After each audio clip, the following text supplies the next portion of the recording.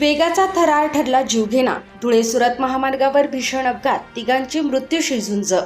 नमस्कार, आपण पाहत आहात परिवर्तन 24 न्यूज. धुळे सुरत राष्ट्रीय महामार्गावर पुन्हा एकदा भीषण अपघाताने खळबळ उडाली आहे. बर्डीपाडा फाट्याजवळ दोन दुचाकींची समोरासमोर जोरदार धडक होऊन तिघेजण गंभीर जखमी झाल्याची घटना घडली आहे. धडकेचा आवाज इतका भीषण होता की परिसरातील नागरिक घटनास्थळी धावले. या अपघातात MH39 M7832 आणि MH39 AK 9225 या दोन दुचाकींचा समावेश असून धडक इतकी जबरदस्त होती की दोन्ही दुचाकींचे मोठे नुकसान झाले.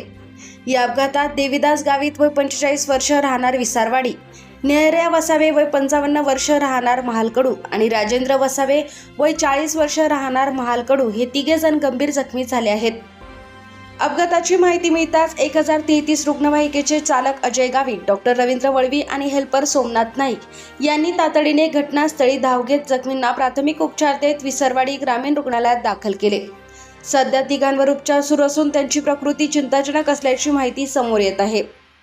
धुळे सुरत राष्ट्रीय महामार्गावर वारंवार घडणाऱ्या अपघातांमुळे वाहन चालकांमध्ये भीतीचे वातावरण निर्माण झाले आहे.